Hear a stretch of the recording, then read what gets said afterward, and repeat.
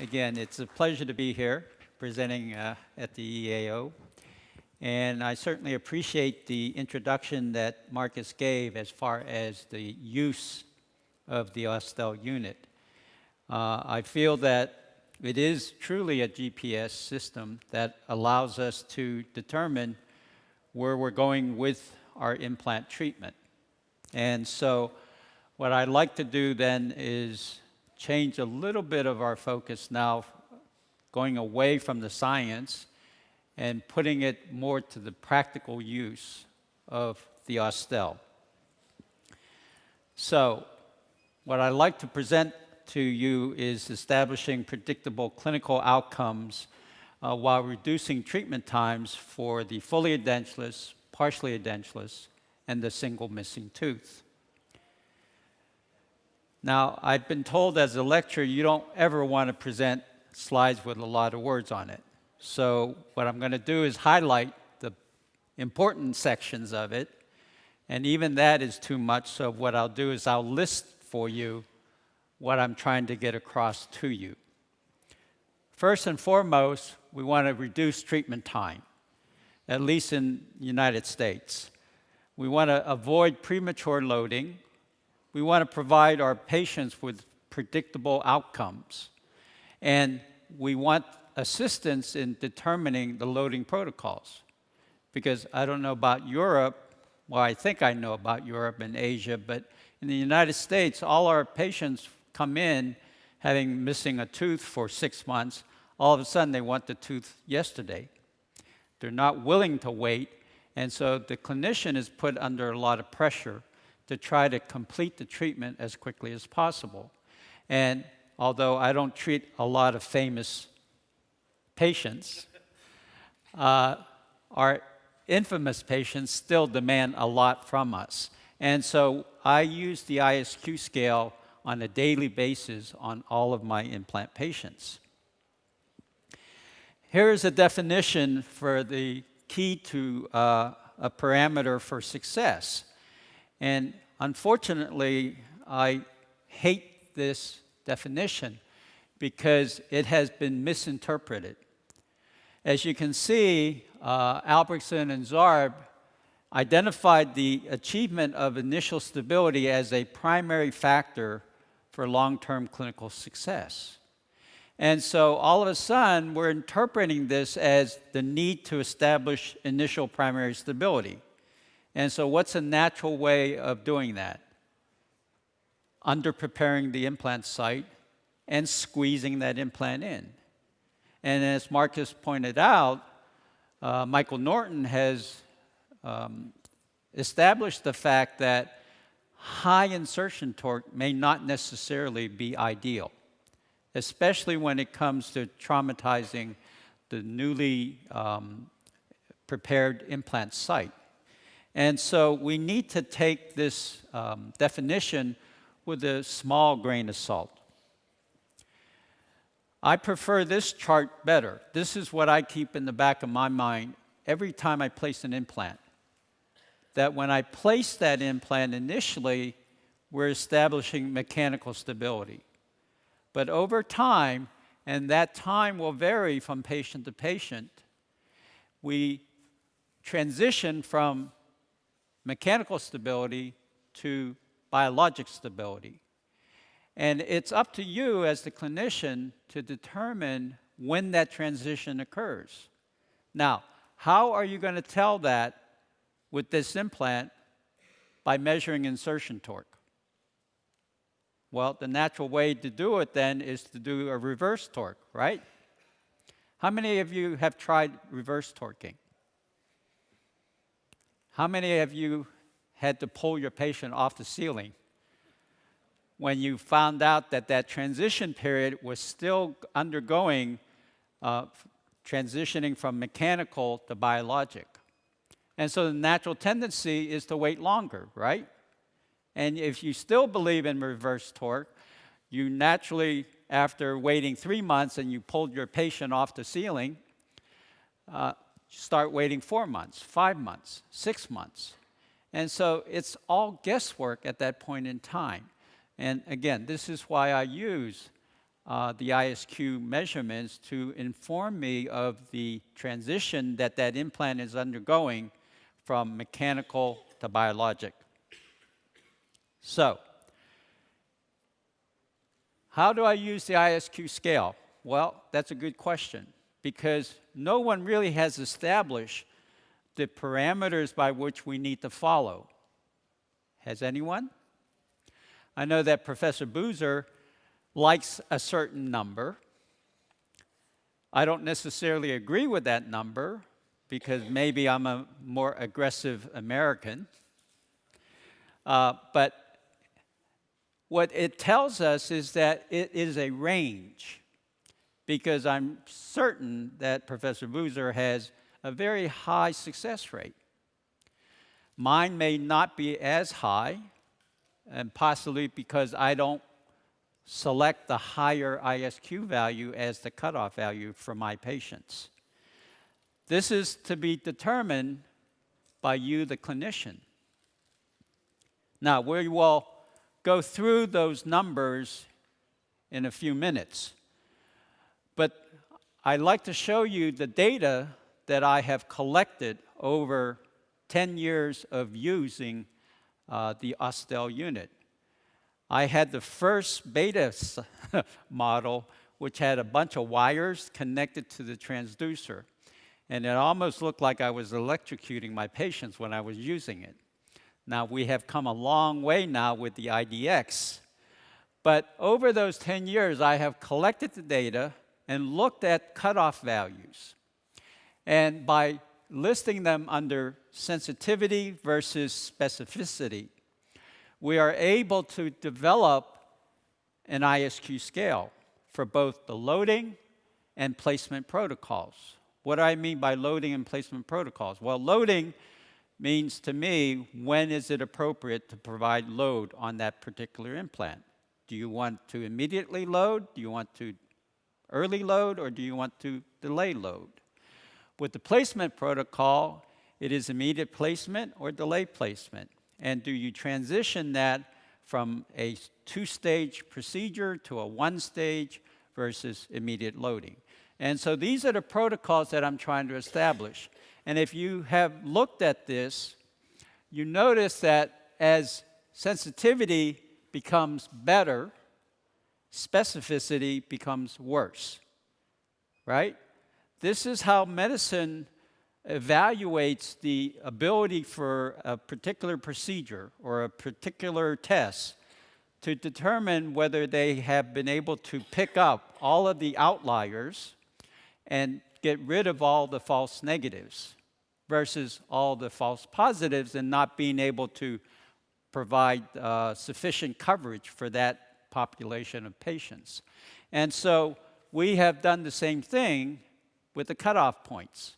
And so if we go from 45 to 66 for placement protocol, you can see that we can almost achieve 100% sensitivity with that particular implant that measures 66 or above. Okay? So this is how we would like to interpret the numbers or the values. That sensitivity and specificity should be balanced to optimize the loading and placement protocols when we use ISQ measurements. And really, it's a matter of how much, gambling you want to do with that patient. If you want to be very aggressive, then yes, we would pick, for instance, a cutoff value of maybe 60, because you see that's where it's almost balanced as far as placement protocol. For loading, it, again, would fall around 60 maybe, as far as a balance. Now, when we look at early loading versus traditional loading, again, using the cutoff points 45, 50, 55, 60, and 67, we see that we can almost reach 100% when we cut off value at 67. As far as staging the implant placement, whether we bury the implant or whether we place a healing abutment on it, or if you take the tissue level Straumann implants, it's all one stage anyways, correct? And so what we're seeing here is that with the cutoff values, again, at 45, 50, 55, 60, and 66, again, we're reaching the highest total at about 66 as far as those numbers are concerned. And this is why I don't agree with Professor Boozer picking at 70, because I feel that at this point, it's a worthy risk for those patients who are demanding sooner and sooner completion of treatment. When you put it in graph dimensions, you can see with the placement protocol and one stage versus two stage, you can see the transition as we get higher and higher with our ISQ values, the success rates get better and better, okay? So that is the scientific portion of the lecture. Now, let's go through some clinical case scenarios. This article was just submitted to the Journal of Oral and Maxillofacial Surgery in August, and so hopefully it will be published at the very early part of next year. So, clinical case scenario number 1. So have your phones ready, okay? I tried talking the company into giving all of you a free unit if you all answer right. But I don't think that's going to happen. All right, we have a 45-year-old female presents with a complaint of pain and infection. Would you agree with me that this is a high-risk patient? You see the fistula, you see the inflamed tissue, and you see that tooth that is displaced labially. The patient does not want removable prosthesis, is very concerned about aesthetics, and the restorative dentist says, Dr. Moy, go ahead and do what you want to do. I'm ready to do anything for this patient, whether it's going to be putting a crown on the implant, putting a provisional removable prosthesis, or what have you. So, we all want to see x-rays, okay? So this is the x-ray. And if you really want to see it in high definition, here is the tooth. Now, what is surprising here is that with that fistula, the labial plate appears intact. That's a good sign, right? But what should we be looking at if we're thinking of extraction and immediate implant placement? What should we be looking at? All of you got it correct. That's right, the palatal vault, or the palatal cortical bone, because this is where we're going to gain stability with that immediately placed implant, okay? So all of you get a free unit. So we remove the tooth. We use our surgical template to place our implants, and we take our initial ISQ measurement of 73/78.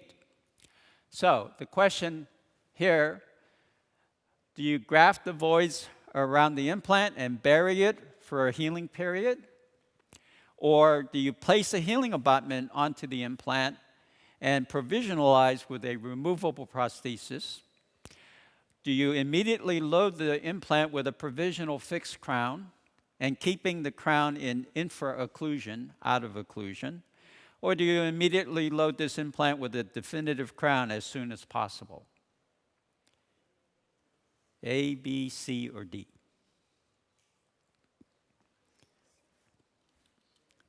Now, the reason why we're asking this is because this is everyday clinical decision making that you have to do if you're placing implants, and if your patient is demanding a fixed type of restoration. And so based on the surgery, based on the ISQ value, what would you do? How would you treat this patient? It will be interesting to see what your colleagues say. Oh, 65% of you say bury the implant, right? No. It says Immediate load this implant with a provisional fixed crown and keeping the crown in infraocclusion. Oh, here comes some outliers. All right, we're still ahead though, huh? And that is absolutely right. Now, why did 65% of you pick that choice? Because I didn't tell you what insertion torque value was, did I? I only showed you the ISQ measurement.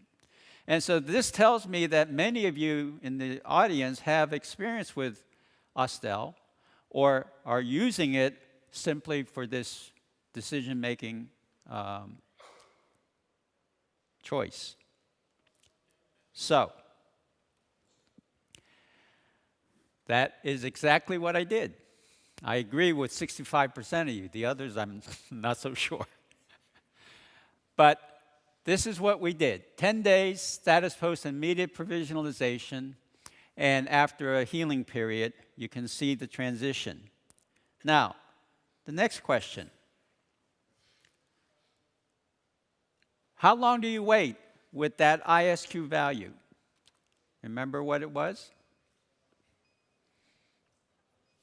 Okay, do you wait 2 months, 4 months, 6 months, or 8 months? Knowing the clinical condition that you were treating when you first took the tooth out. 2 months. Oh, some of you are changing your mind. That's not fair. Got to stick with your decision. Ah, okay, here we go.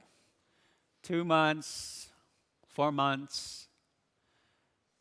The majority of you say between 2 to 4 months. I waited 6 months. Why? The reason why I waited 6 months is there is no reason to jump in there sooner than later at this point in time. The patient has what she wanted, a fixed restoration, fairly natural looking. Yes, it's discolored, but why would you want to go in there sooner than later in a difficult situation like this, in a very high-risk patient? So don't just rely on pure ISQ values or anything else that you rely on to make those decisions. Look at what the patient is dealing with. The other reason for waiting 6 months is really to let that soft tissue mature.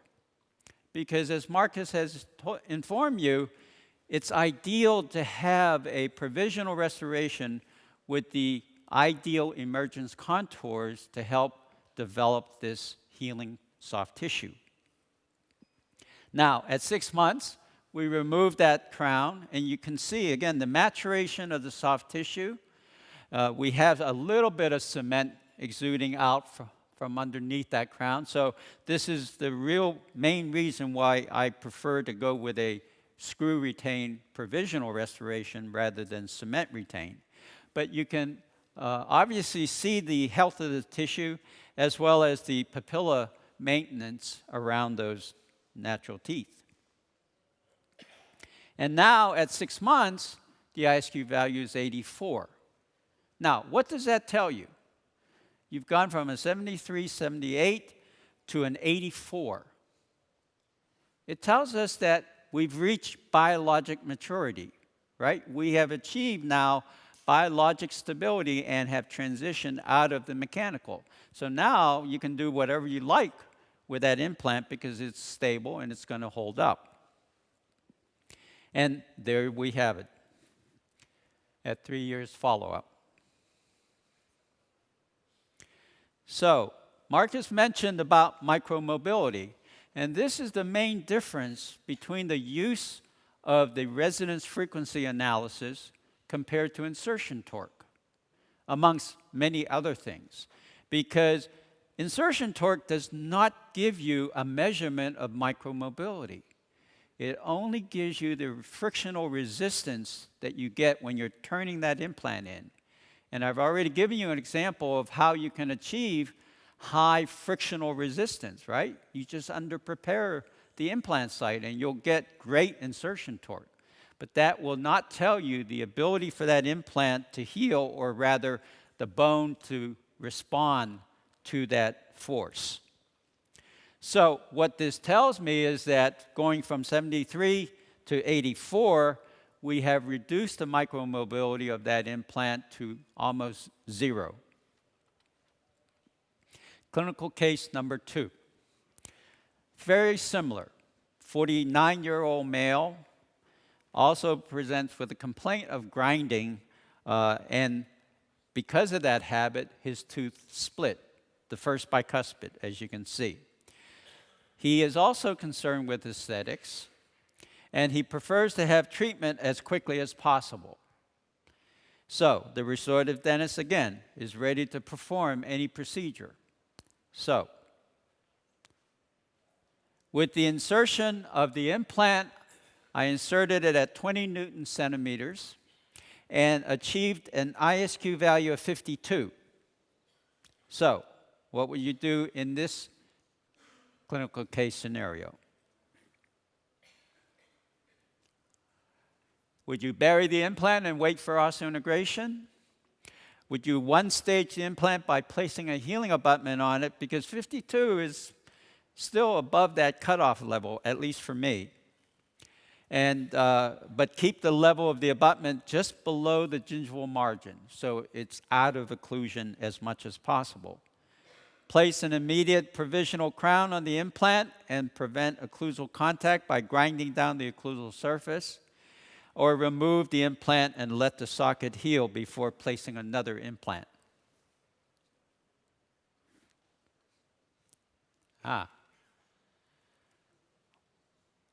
One stage by placing a healing abutment, but keep the level of the abutment just below the gingival margin. The majority of you have selected that. 43 says bury the implant and wait for osseointegration. 3% says place the immediate provisional crown on the implant and prevent occlusal contact. Okay? That's it for the voting? Good. I buried the implant. Because again, with a patient who is a grinder, a bruxer, who will pound the living daylights out of this implant, I don't want anything sticking through the gingival tissue, even though there's healthy tooth in front and a healthy tooth in back, because you will apply some forces on that healing abutment. And so I placed a cover screw on it, and I used my soft tissue augmentation procedures using a collar plug, a collagen-based material, along with LPRF to stimulate the soft tissue healing. And as you can see, within a week, week and a half, you can see how much that provisional has seeded into the soft tissues. And so you have to account for that type of force being placed on the implant. Therefore, it's not wise to put a healing abutment onto that unstable implant. So, at 52, how long would you wait now that you've buried that implant?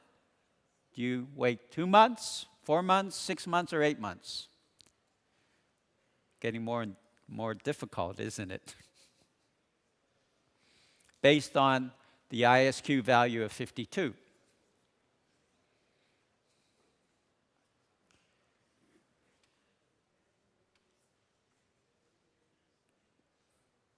Between 4 to 6 months. Well, I kind of give you the hint. There's 3 months. And now we get 57. So the question is, now what? It obviously is healing, but it isn't healing as rapidly as we would like or expect integration to occur, because 3 months in a normal situation, that should have been much more stable. But you see the value of successive measurements. It gives you a chronological log of what that implant is doing. And at this point, since you've exposed the implant, you may want to consider putting the healing abutment on. If you don't want to take a risk, put the cover screw back in. So it's very, very simple. So question number 3. With that ISQ now,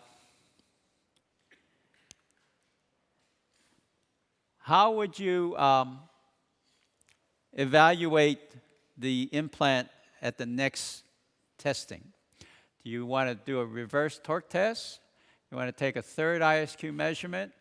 Or do you want to assume integration has occurred and proceed with fabrication of the crown? Or assume osseointegration has occurred and proceed with the definitive restoration? And there's a reason why we're asking these questions, because it makes you think at what stage is that implant as far as integrating. And it makes you think, what do you want to perform next from a clinical perspective? Now, obviously, the implant hasn't really fully integrated at that point in time. And so do you want to put that implant at risk for failure by loading it? The obvious answer is no. So what we did was we waited longer. Now at 6 months, we take a third reading and we get 71. So now I feel pretty good about that, because 71 matches the cutoff value for Professor Boozer. And so the implant has integrated fully. Now, this is not reverse torque testing. It's now tightening the permanent abutment or the definitive abutment so that you can go ahead with your definitive restoration, which you see here. So again, hopefully with this case scenario, you see what is running through my mind. And you see how I rely on the ISQ values to help me make that clinical decision. Should the patient wait, or should they proceed with restorations? Now, the last clinical case scenario. 60-year-old female presents with a complaint of, I can't chew. And is it a wonder? The same surgeon placed those 8 different implants. I have no idea why they selected the variety of implants that they did. So, it's obvious why she can't chew. Those implants in the maxilla are failing.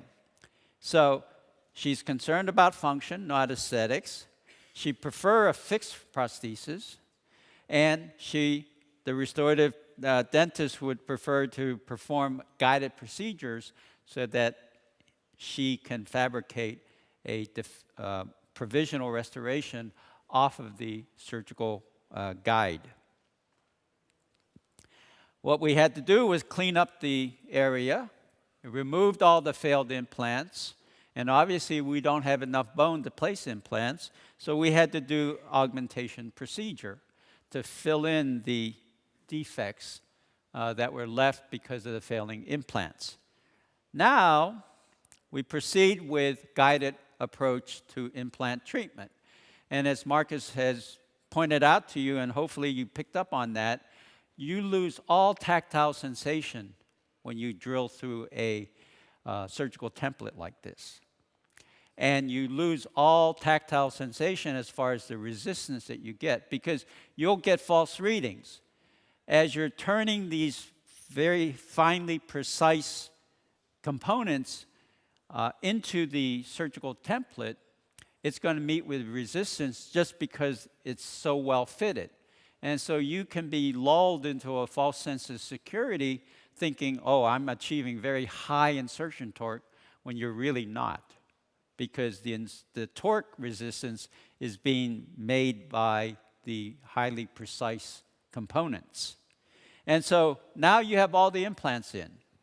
What do? Of course, take an ISQ measurement. And here was the measurement. And you can see it's all over the map. Why? Because it's all over the map as far as the quality of bone. Some implants are placed into healthy bone. Others are placed into grafted bone. And depending on the development of that grafted bone, you may or may not have very good stability. So, question number 1. Would you bury all the implants and wait the conventional healing time of 6 months, knowing that the patient would prefer a fixed restoration? Would you bury the implants with low ISQ values and place healing abutments on the stable ones to provide a stop to the removable prosthesis? Because you know, as well as I do, with removable dentures, if you put them on to the edentulous ridge, it's going to move all over the place. It's going to provide some vertical forces, loading forces on those implants, whether you bury it or not. Would you bury the implants with low ISQ values and place locator attachments on the implants with high ISQ values to provide some vertical stop? Or would you connect all implants with a provisional fixed prosthesis as the patient wants, providing her with cross-arch stabilization? What would you do? Now, this is a tricky question because it's fully edentulous. So you know if you place a fixed restoration on those implants, they're going to support some load. You can't tell the patient not to chew or not to eat for 6 months, right? So it's going to have to take some load. And so the majority of you said bury the implants or place some locator attachments to provide vertical stop. Okay. It makes reasonable sense, correct? Well, being the aggressive surgeon from Los Angeles that I am, we went ahead and provided the patient with this fixed provisional restoration. Now, I felt comfortable for 2 reasons. Number 1, if you recall, the highest ISQ values were with the most distal implants, okay? And number 2, you notice what I did here, we limited the extension distally, so there was no distal cantilever. And so all of this load is supported by these 1, 2, 3, 4, 5, 6, 7 implants. So they're all connected together. Yes, it's not a solid connection because this is a acrylic prosthesis, but it's all tied together. So the question here is, how long would you wait? 2 months, 4 months, 6 months, or 8 months with those measurements? You all better say 6 months.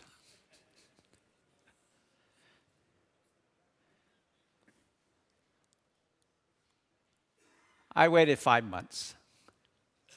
Just because this patient, not because I'm ornery, but the patient flew in from Japan, so she wanted me to test these implants. So we removed the prosthesis, and lo and behold, those were the secondary measurements. Now, if you look straight up above, you see that the 25 ISQ has gone up to 58. You see the 25 in the front implant has gone up to 62, and the 25 on the number 6 implant has gone up to 50. Whereas the solid implants, 76, has dropped down to 70.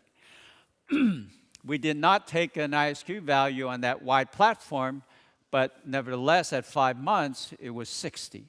And so this gives me a good feeling for what is going on with these implants. Now, at this point, do you want to go with a definitive restoration? The obvious answer is